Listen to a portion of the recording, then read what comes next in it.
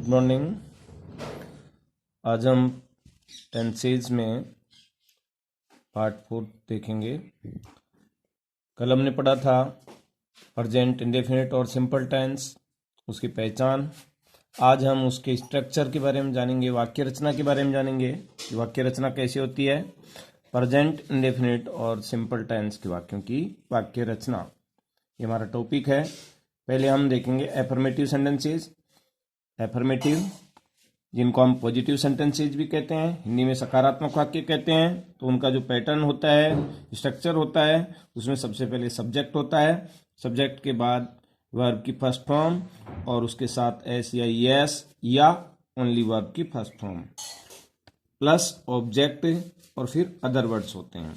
अब यहाँ बात करें हम कि वर्ब की फर्स्ट फॉर्म और एस या यस तो कहाँ आता है, जब सिंगुलर सब्जेक्ट होता है तब वर्ब की फर्स्ट फॉर्म और उसके साथ एस या एस आता है, और प्लूरल सब्जेक्ट है तो उसके साथ केवल वर्ब की फर्स्ट फॉर्म आती है। जैसे एग्जांपल्स, मनोज रोजाना सुबह 6 बजे उठता है।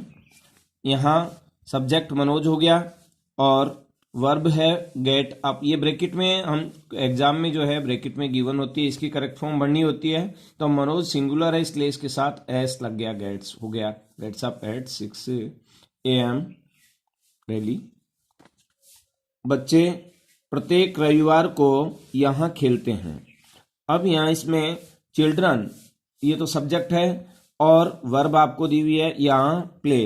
प्ले की करेक्ट फॉर्म भरनी पड़ेगी, तो हम वाक्य लिखेंगे प्ले हियर ऑब्जेक्ट है ऑन एवरी संडे। इसमें यहाँ चिल्ड्रन प्लूरल होने की वजह से, बहुवचन कर्ता होने की वजह से इसके साथ क्या भरी जाएगी, वर्ब की फर्स्ट फॉर्म।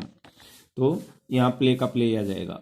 मेरा भाई महीने में 1 बार विदेश जाता है। तो ये तीसरा एग्जाम्पल था। अब इसमें सब्जेक्ट कौन है, माय ब्रदर। वर्ब क्या है, गो, जाना।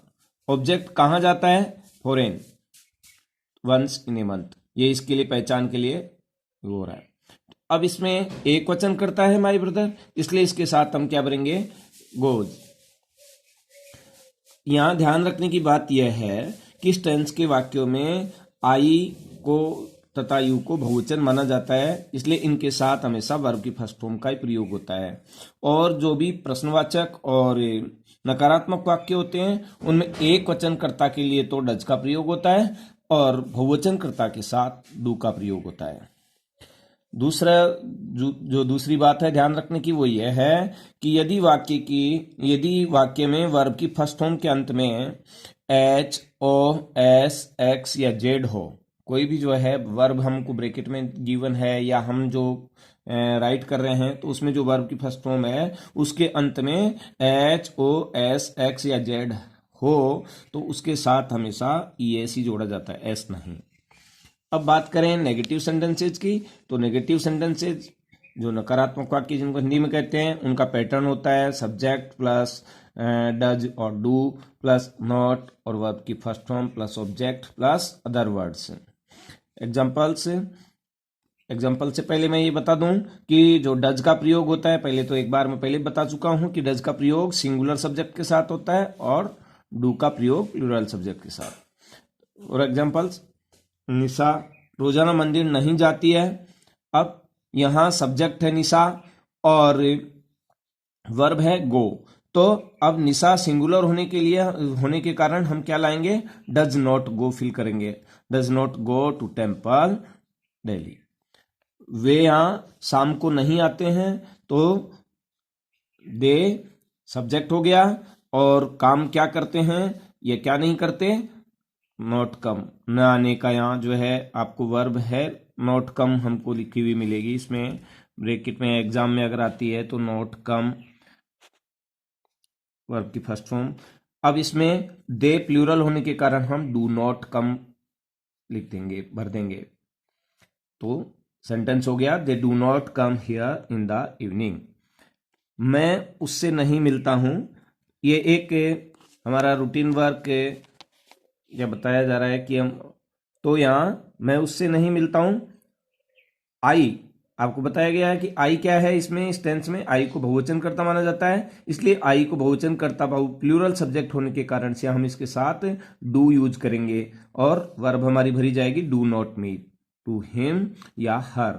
अगर लड़के से मिलने की बात है तो हिम, लड़की से मिलने की बात है, किसी जो है लेडीज से मिलने की बात है तो हर हो जाएगा। इसी तरह से हमारे तीसरे प्रकार के वाक्य हैं इंटरोगेटिव सेंटेंसेज, जिनको हम प्रश्नवाचक वाक्य कहते हैं। और इनके सेंटेंस पैटर्न में क्या होता है, सबसे पहले WH वर्ड आ जाता है और उसके बाद डज, डू, फिर सब्जेक्ट प्लस वर्ब की फर्स्ट फॉर्म प्लस ऑब्जेक्ट और फिर अदर वर्ड्स होते हैं और लास्ट में होता है क्वेश्चन मार्क। एग्जाम्पल्स, अंकित रोजाना कहाँ जाता है। अब यहाँ जगह के लिए पूछा जा रहा है, WH वर्ड कहाँ से शुरू होगा, ये कहाँ के लिए अंग्रेजी वेयर होगी, वेयर, और डज अंकित गो डेली। यहाँ अंकित सिंगुलर सब्जेक्ट है, सिंगुलर सब्जेक्ट होने के कारण उसके साथ जो वर्ब गिवन है गो, तो वो की वही आ जाएगी, उसकी वर्ब की फर्स्ट फॉर्म ही आ जाएगी। और सब्जेक्ट क्या, ये जो है हेल्पिंग वर्ब क्या लगेगी इसमें, डज। क्या आप मुझे जानते हो, तो यहां सब जो है सब्जेक्ट कौन हुआ, यू, आप। तो यू प्लूरल है, तो प्लूरल होने की वजह से, बहुवचन कर्ता होने की वजह से इसके साथ डू प्लस वर्ब की फर्स्ट फॉर्म भरनी पड़ेगी। तो हम भर देंगे और हमारा सेंटेंस हो गया, डू यू नो मी। क्या हम रोजाना सेब खाते हैं।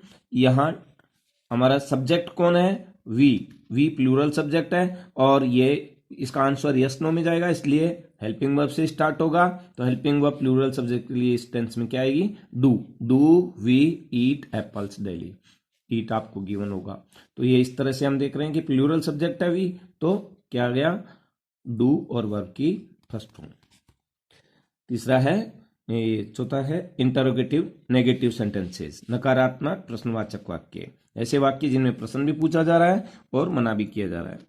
तो इनमें वही लगभग पैटर्न होता है, बस अंतर क्या आता है, इसमें नोट बढ़ जाता है। जो प्रश्नवाचक वाक्यों का पैटर्न है इंटरोगेटिव सेंटेंसेस का वही होता है कि लेकिन नेगेटिव भी है ये, तो इसलिए नोट और बढ़ जाता है। तो WH वर्ड हो जाएंगे, डू डज होगा, फिर सब्जेक्ट होगा प्लस नोट होगा, नोट के बाद वर्ब की फर्स्ट फॉर्म होगी, फिर ऑब्जेक्ट और फिर अदर वर्ड्स होंगे, लास्ट में वही क्वेश्चन मार्क होगा। एग्जाम्पल्स, निशा रोजाना मंदिर क्यों नहीं जाती है।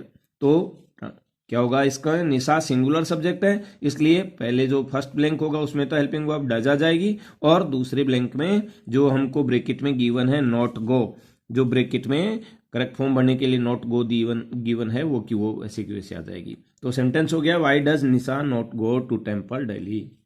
क्या तुम रोजाना नहीं नहाते हो। यहाँ तुम यानी आप, यू, तो यू प्लूरल सब्जेक्ट है, इसलिए उसके लिए प्लूरल सब्जेक्ट के साथ क्या आ गया, डू हेल्पिंग वर्ब हो गई, और नॉट और वर्ब की फर्स्ट फॉर्म जो ब्रैकेट में है वो वैसे की वैसे आ जाएगी। तो do you not take bath daily, ये हमारा इसका सेंटेंस हो गया।